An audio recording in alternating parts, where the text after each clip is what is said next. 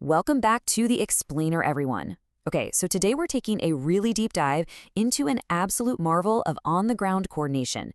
Now, we all know about ISRO's incredible achievements up in space, right? But have you ever stopped to think about what it actually takes to bring all that cutting-edge space science directly down to the masses? Specifically, what does the massive logistical puzzle of running a mobile science exhibition look like in the real world? Well, today we're unpacking the ISRO Space on Wheels program, and we're looking at it entirely through the eyes of the grassroots organizers who navigated some crazy daily field challenges to make it a reality in the Jalpaiguri district. To really get a grip on how this all happened, we got to establish our viewpoint. We're looking at this through the eyes of the guy who was actually at the helm, Partha Ghosh. He's the president of the Dhupguri Science Club, and he stepped up as the district coordinator for this entire Space on Wheels campaign. The document we're unpacking today, it's his official coordination report dated January 16, 2025. You see, for Partha, this wasn't just some casual educational tour. It was a daily, high-stakes race against the clock to wrangle thousands of eager students and make sure this priceless mobile space exhibition moved flawlessly from town to town. He was literally the field general for the whole operation. So, here's our operational roadmap for today. First, mission, Space on Wheels. Second, mapping the route. Third, the volunteer backbone. Fourth, scaling the crowds. And finally, number 5, a successful campaign. Let's get into it. Kicking things off with Section 1. Mission, Space on Wheels, coordinating a district-wide educational tour. Now, if you just glance at this, it probably looks like your run-of-the-mill data ledger. But for Partha Ghosh, this was the master battlefield map he used to manage the daily chaos. Just look at the data for those first few stops. You've got Dakimari DN High School on January 11th handling 600 visitors. Then, just 3 days later at Banarhat Adarsha Vidyarandar on January 14th, they're suddenly dealing with 1,700 visitors. This ledger doesn't just track dates and venues. It tracks exactly how many prizes were handed out, how many different institutions actually showed up, and precisely which local teachers were on the hook for keeping the peace. It's literally a snapshot of controlled chaos. And honestly, the pressure just ramps up as the week progresses. By row 4 at Sonalua High School, the team is handling an insane 3,500 people in a single day. Then you have the Army Public School in Binaguri, Sukanta Mahavidyalaya, and finally Mohit Nagar Colony High School. These rows represent thousands of visitors being pushed through incredibly tight schedules. The logistical friction here is just massive. Think about it. You have buses arriving, students needing to be grouped together, guided through a mobile exhibit, and then cycled back out, all while the clock is ticking and hundreds more are waiting outside. Moving right along to Section 2, mapping the route, 7 venues in 7 days. This timeline right here brilliantly illustrates the rapid, relentless pace required to pull this off. Day 1 kicks off on January 10th at Sukanta Mahavidyalaya.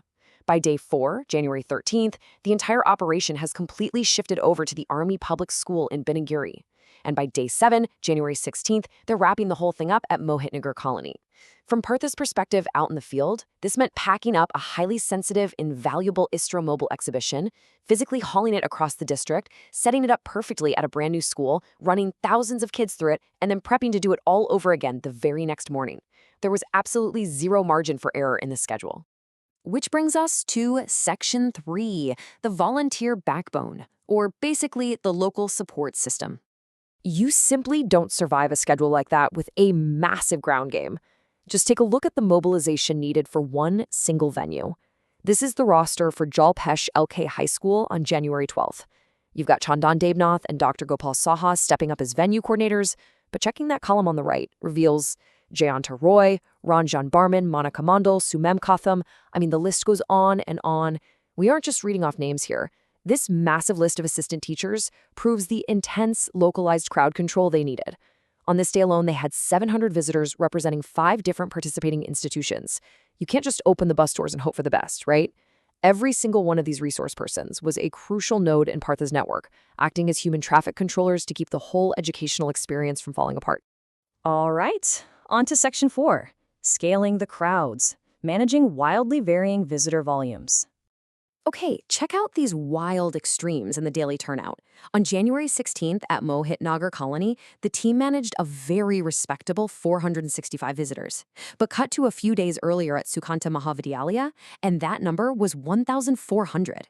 And at Sonalal High School, a staggering 3,500 visitors. The crucial takeaway here is that a rigid, one-size-fits-all logistical strategy simply wouldn't work. The system Partha put in place had to be dynamic. The physical space you need for queuing, the number of volunteers on the ground, the pacing of how fast kids walk through the exhibit, all of that had to expand and contract dramatically depending on where they parked the bus that day. But here's the thing, the complexity goes way beyond just the raw headcount. When you evaluate the institutional logistics, it reveals a whole new layer of difficulty. Over at the Army Public School in Dhupguri, they dealt with a pretty large crowd, but it was made up of only 3 participating institutions. Now compare that to Sonalala High School. Yes, they had those 3,500 people, but those people came from 28 different participating institutions. Just imagine being the venue coordinator there, Ashish Banerjee, and trying to wrangle 28 different visiting schools at once.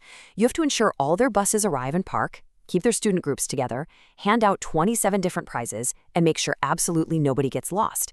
It is an absolute masterclass in institutional diplomacy and real-time problem solving. Finally, let's wrap up with Section 5, a successful campaign, the final impact matrix. All right, here is the absolute mic drop metric from the report. 9,465 total visitors. In just one single week, nearly 10,000 students, teachers, and locals successfully experienced the ISRO Space on Wheels program. When you really think about the fact that this wasn't just some static museum exhibit you can take your time walking through, but a highly complex mobile operation physically moving across a district, this number is just a monumental achievement. It's a huge testament to the boots on the ground who literally kept the line moving. And honestly, maybe even more impressive than the total headcount, they successfully integrated 71 participating institutions across those 7 venues. Think about the logistics of that. Reaching out to, communicating with, and scheduling 71 different schools and community groups is the ultimate proof of airtight execution and incredibly dedicated grassroots organizing. It proves that the Science Club didn't just host a neat little event. They completely galvanized an entire district's educational network. So we've seen the blueprint, right? We've looked at the master ledger, the rapid-fire timeline, the heavy reliance on those local teacher networks, and the dynamic scaling they used for crowd control. So the big question is, how can other community leaders replicate this massive logistical success for their own future grassroots science initiatives? Because the ISRO Space on Wheels program proves that with a really sharp field general and a dedicated local backbone, you actually can bring the stars directly to your community. Thanks so much for joining me on this explainer, and we'll see you next time.